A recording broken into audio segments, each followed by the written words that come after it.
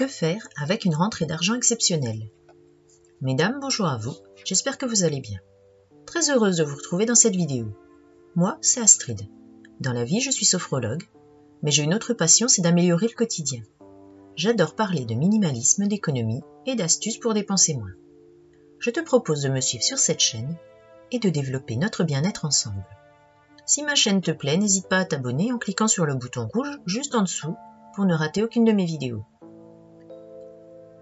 Que faire avec une rentrée d'argent exceptionnelle? Recevoir une somme d'argent de manière impromptue est toujours satisfaisant. Mais s'il y a bien une question qui revient souvent dans ce contexte, c'est de savoir quoi en faire.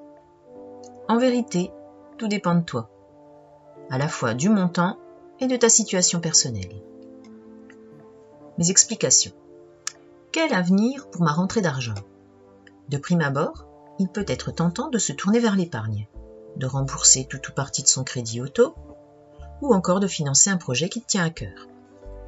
Néanmoins, certains paramètres doivent compter dans tes choix, à commencer par l'état actuel de tes finances et ton environnement familial. Il convient de faire le point sur ton budget, de déterminer tes dépenses à venir, remplacement de voiture, études des enfants, et d'observer le coût des éventuels crédits en cours. L'objectif sera de mesurer l'intérêt et le coût de chaque option. Pour t'aider dans ta réflexion, passons en revue 3 cas de figure, axés sur différents montants de rentrée d'argent. Par exemple, tu perçois l'équivalent d'un mois de salaire. Tu as un crédit renouvelable en cours et celui-ci peut être couvert par tes rentrées d'argent. C'est l'occasion de le rembourser par anticipation. Tu peux aussi le rembourser partiellement pour en réduire la durée. Avec un fort taux d'intérêt qui plus est fluctuant, ce type d'emprunt pèse lourd sur le budget. Il en va de même pour le découvert bancaire, qui s'accompagne d'agios particulièrement élevés. Si tu le peux, solde-le. Tu n'es dans aucune de ces situations. Dans ce cas, si tu n'as pas de besoin immédiat, le mieux est de faire un placement sur un livret. Le taux d'intérêt est certes faible, mais tu gardes la main mise sur ton argent.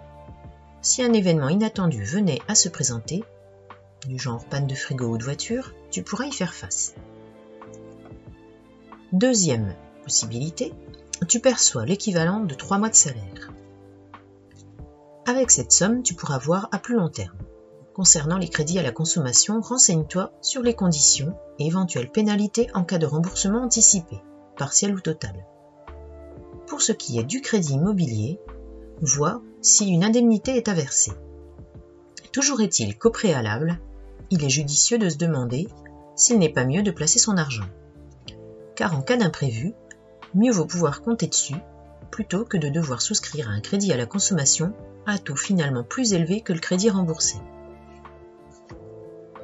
Troisième possibilité, tu perçois l'équivalent de 6 mois de salaire.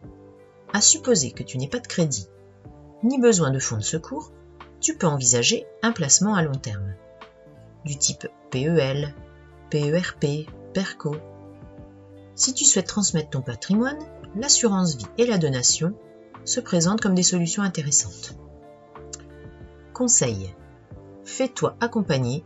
Outre ton conseiller bancaire, tu pourras t'adresser à un notaire ou encore à une association familiale pour bénéficier de conseils avisés. Tu l'auras compris, il n'y a pas de solution type. La gestion d'une rentrée d'argent exceptionnelle relève du cas par cas. Quelle que soit ta situation, pour éviter de regretter ton choix, prends le recul nécessaire. Voilà pour aujourd'hui, on se retrouve demain pour une prochaine vidéo.